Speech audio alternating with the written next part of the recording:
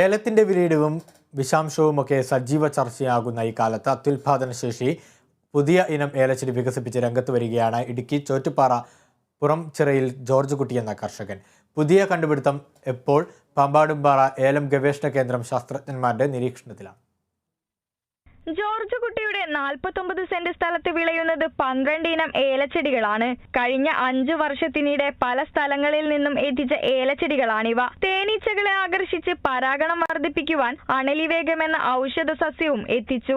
ഈ ഔഷധ സസ്യത്തിൽ എപ്പോഴും തേനീച്ചകൾ കൂട്ടമായി എത്തും. തേനീച്ചകൾ കൂട്ടത്തോടെ എത്തിയതോടെ തോട്ടത്തിലെ ഏലച്ചെടികളിലെ പരാഗണം വർദ്ധിച്ചു. വിളവ് സീസണിലും ഓഫ് സീസണിലും ഒരുപോലെ വർദ്ധിച്ചു. പൂർണ്ണമായും ജൈവ രീതിയിൽ ഉൽപ്പാദിപ്പിച്ച ഏലച്ചെടിയിൽ നിന്നും 175 സെന്റിമീറ്റർ ഉയരമുള്ള ഏലച്ചരുവും കടും പച്ച നിറവും സാധാരണയേക്കാൾ 3 ഇരട്ടി വലുപ്പമുള്ള ഏലക്കയാണ് ലഭിക്കുന്നത്. ഇത്തരം ഏലക്കകൾ ഉണങ്ങിയ ശേഷം സാധാരണ ഏലക്കയേക്കാൾ തൂക്കവും കൂടുതലായി ലഭിച്ചതായി കർഷകൻ പറയുന്നു. അണലിവേഗം ഉണ്ടായിരുന്നു. അതിന്റെ ചുവട്ടിൽ നിന്ന് പരാഗണങ്ങൾ ഭയങ്കരമായിട്ട് നടക്കുന്നുണ്ട്. തേനീച്ച ഭയങ്കരമായിട്ട് മൊത്തം ഉണ്ടായിരുന്നു. അതിന്റെ പരാഗണം നടക്കുന്നുണ്ടായിരുന്നു. അതിന്റെ ചെടിയുടെ നിന്ന് വെളുത്ത കായെടുത്ത് പാകി കിളിപ്പിച്ച് 3-4-5 ചെടി ആയി.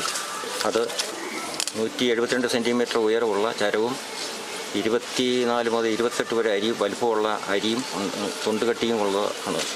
പാമ്പാടുംപാറ ഏലം ഗവേഷണ കേന്ദ്രം മേധാവി ഡോക്ടർ മുരുകന്റെ നേതൃത്വത്തിലുള്ള സംഘം ഏലത്തോട്ടത്തിലെത്തി പുതിയ തരം ഏലച്ചെടിയുടെ ഉയരം, കായയുടെ വലിപ്പം, തൊലിയുടെ കാഠിന്യം, ചെടിയുടെ ആരോഗ്യം തുടങ്ങിയ കാര്യങ്ങൾ പരിശോധനയ്ക്ക് വിധേയമാക്കി. പ്രതിസന്ധിയിലായ ഏലം മേഖലയ്ക്ക് മുതൽക്കൂട്ടാകുന്ന കണ്ടുപിടുത്തമാണിതെന്ന് ഉദ്യോഗസ്ഥരും പറയുന്നു.